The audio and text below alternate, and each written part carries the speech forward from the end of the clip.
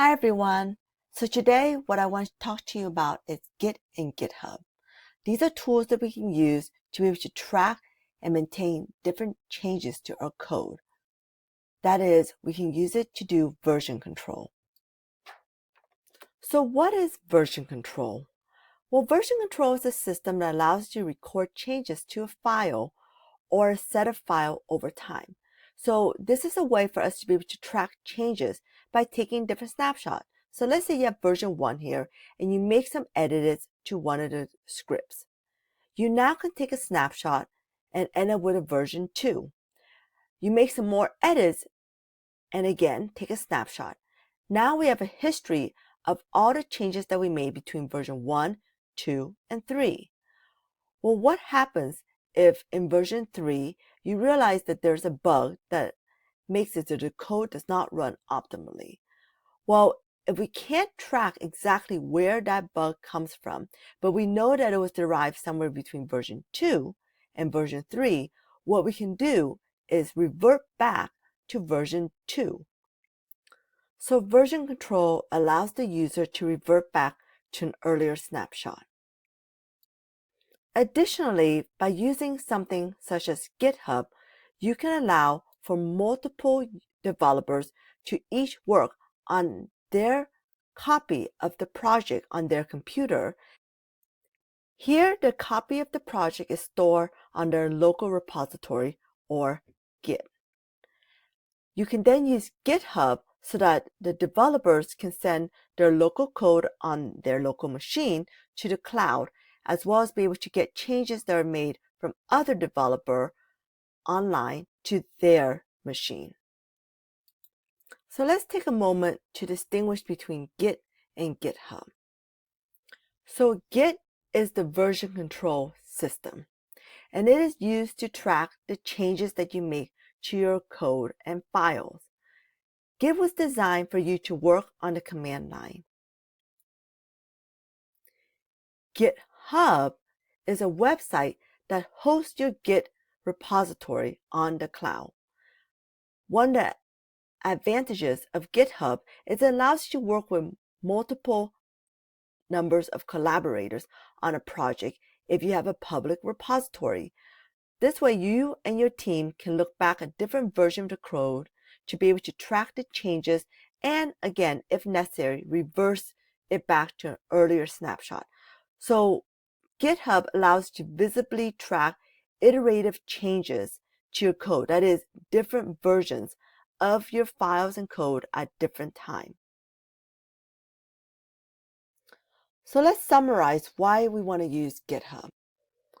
So GitHub is advantageous because it allows us to, again, take iterative snapshot of our code over time. So it allows us to make changes, store those changes, and have it stored in the cloud so that if we need to, we can go back and recover an earlier version of the code. Additionally, it allows us to work with collaborator. So let's say you have developer A over here and developer B over here. Each developer can have a copy of their code on their local machine using Git. However, if they do make changes and they want to share those changes to one another, they can take their local repository code, upload it into the cloud, into the public repository, and at the same time pull down the code made from another developer onto their local machine so that they can make the necessary edits. Using GitHub, each team member can look back at previous version of the code so that they can track the changes that were made to code at each snapshot of the code. Additionally, your code can be made available public so that other developers can build and add on to your code as they themselves find new features to enhance your code. Now, there's two ways that you can interact with GitHub to get your code on and off the remote repository. You can do it via command line, or you can use GitHub Classroom.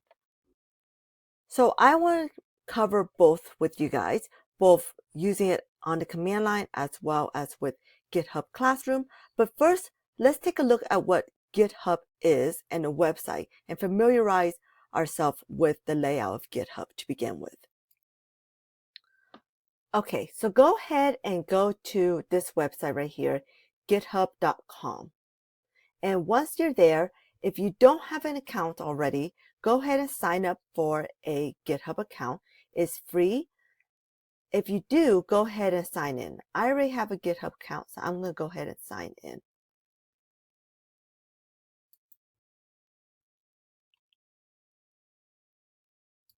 So once you've signed in, this is the landing page that you land on. And so this is your home page right here. I'm on other organization. So you can see here that on my homepage, it talks about other organization I'm part of. So I'm going to go ahead and just go to my profile.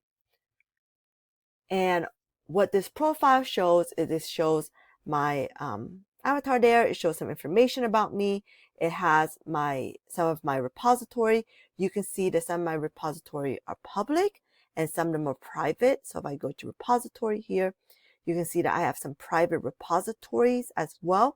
That means that this repository is only accessible and viewed by me, whereas the public one is a public repository so other people can see the repository.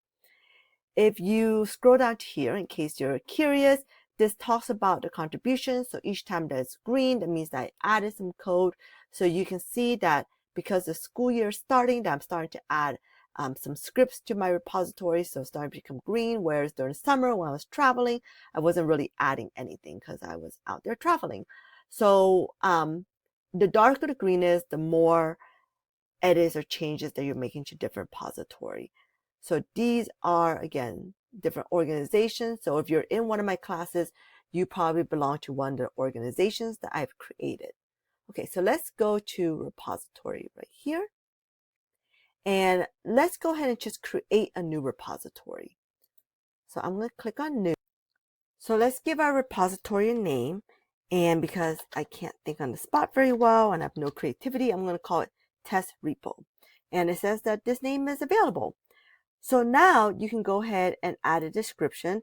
This allows people to see a description of what your repo is. So let's just add a little description.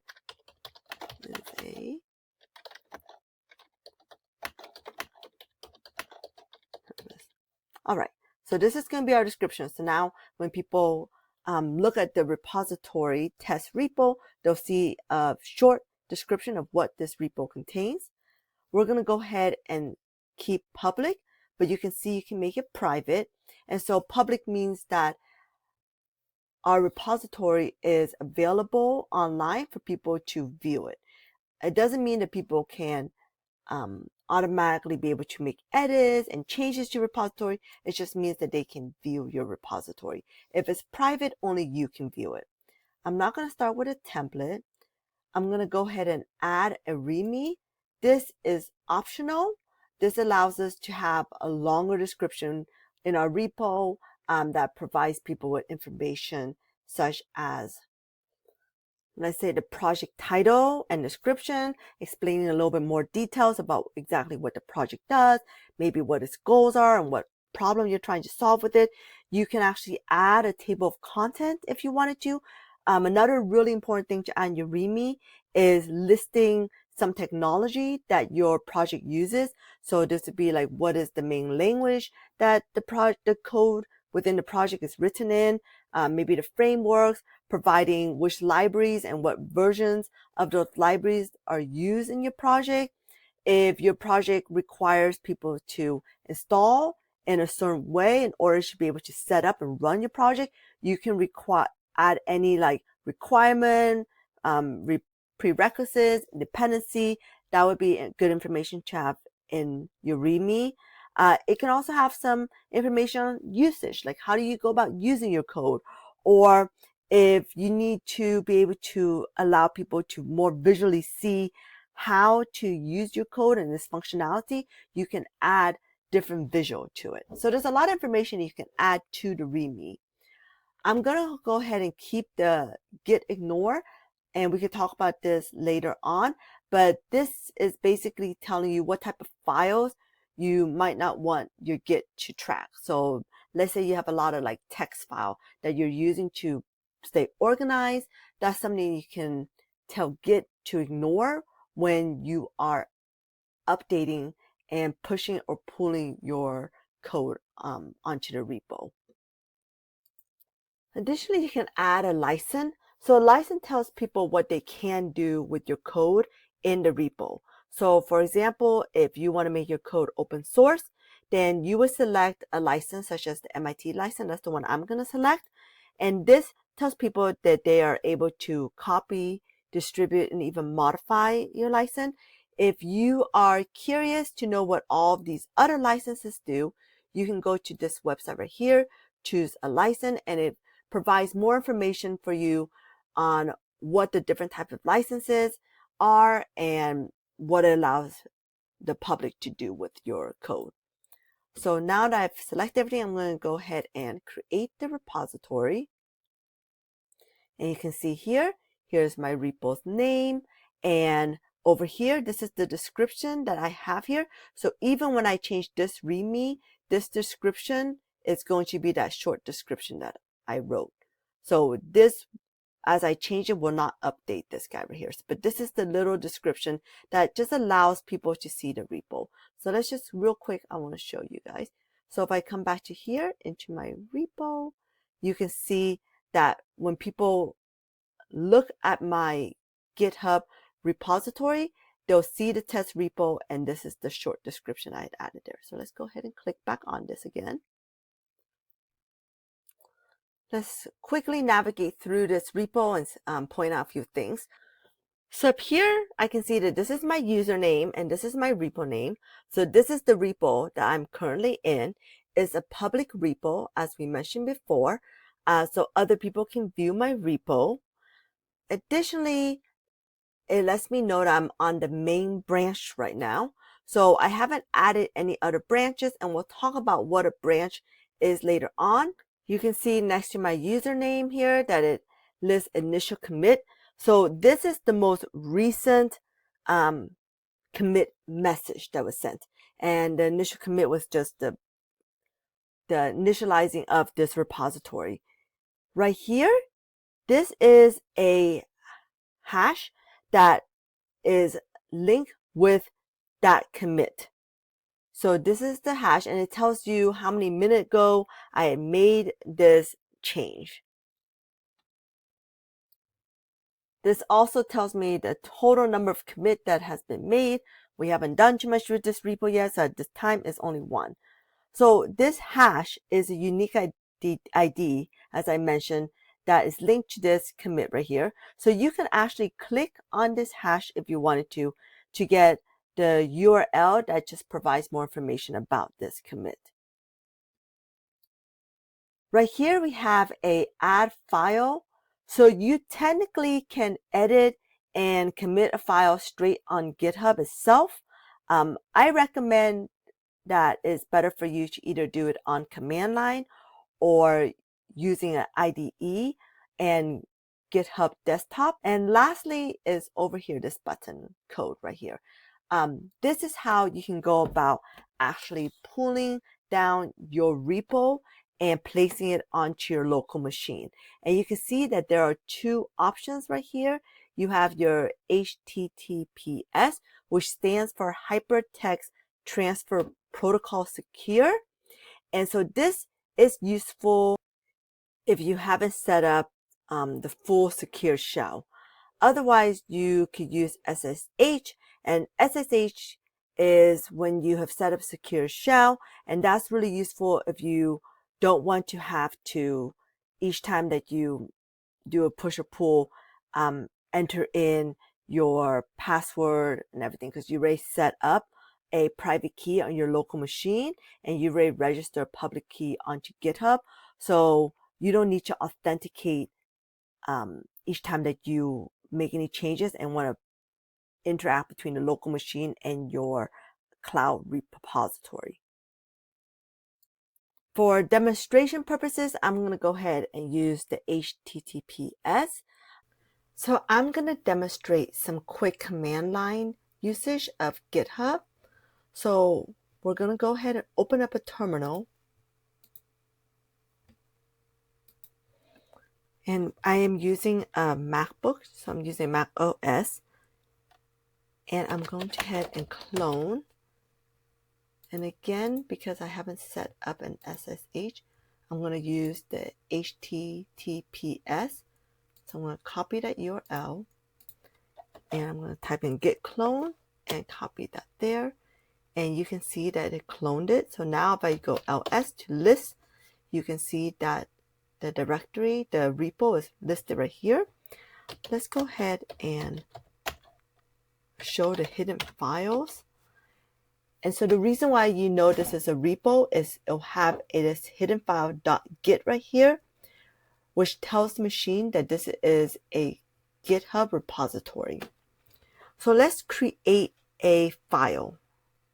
I'm going to use VI, which is a Vim editor, and we're just going to do file 1. This is not a very creative name filing, but for demonstration purposes, I'm just going to go ahead use that. So I press I for insert if you're not familiar with the VI editor, and I'll make a comment.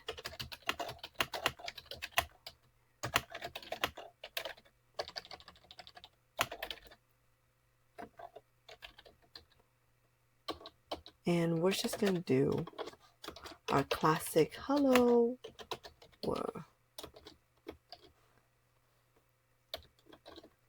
Save this file. So right now, I just created a file 1.py, so a Python file. If I do git status, whoops, oh, I forgot to put the file in my repo. So real quick,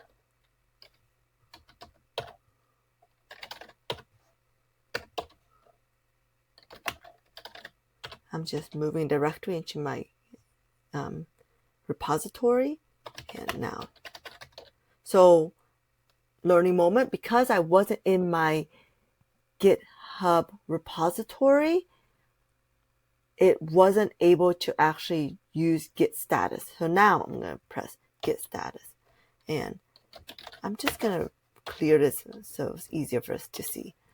So what this is telling us is that it's telling me that there's one untracked file within my repo. Untracked file means that I haven't actually staged it to commit it into the GitHub repo yet.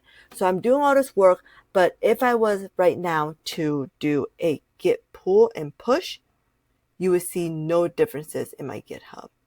So if I was to do a git pull, it would tell me that it's already up to date. And if I do a git push, it's going to ask me for my username.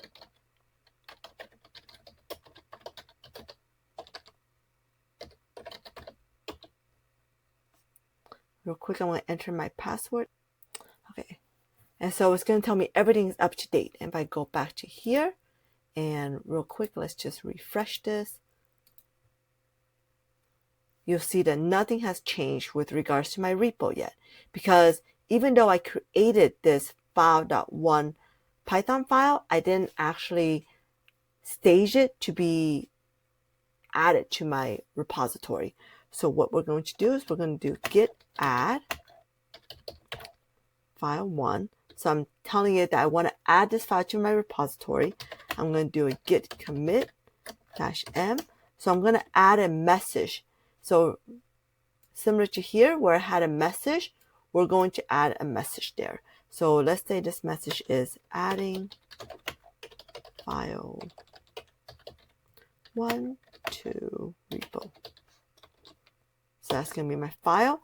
So now if I do git status again, it will tell me that this branch is ahead by 1 commit.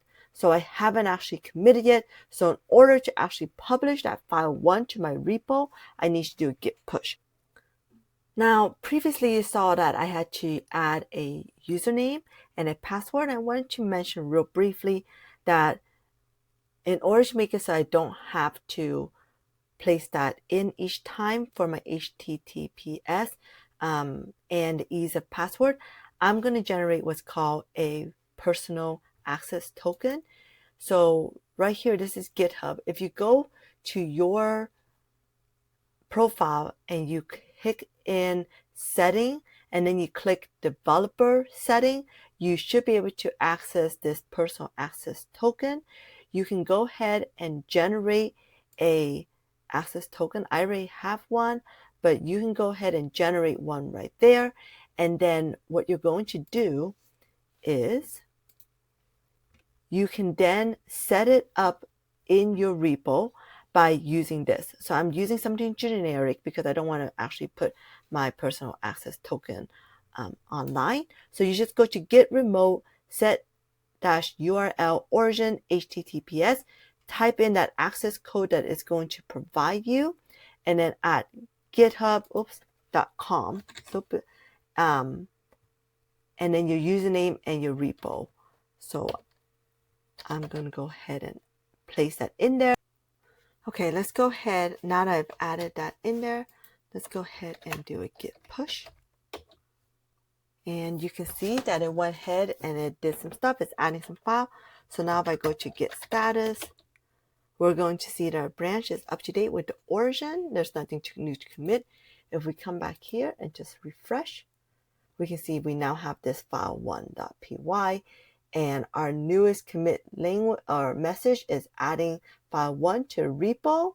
It has that hash again, the 6-digit hash that we mentioned. And that's how you go ahead and you add a file to your repo. So now you can imagine if you were the developer A and you made some changes, such as the file 1 changes, and you put your remote the remote repository, let's say Linda, who's the developer for on her machine, so she's developer B, is now able, when she does a pull, able to see that file 1 Python script. And so she can push her own files onto this remote repo or test repo as well. So I just demonstrated how to do this on command line. In another video, we'll show you how you can do this using Visual Studio Code as our IDE and GitHub Desktop. So I'm going to leave you here. And in the next video, again, we'll talk about how to actually use GitHub, but using the GitHub Desktop and IDE such as Visual Studio Code. All right. If you have any questions, go ahead and send me a message, and I will see you guys in class. Bye.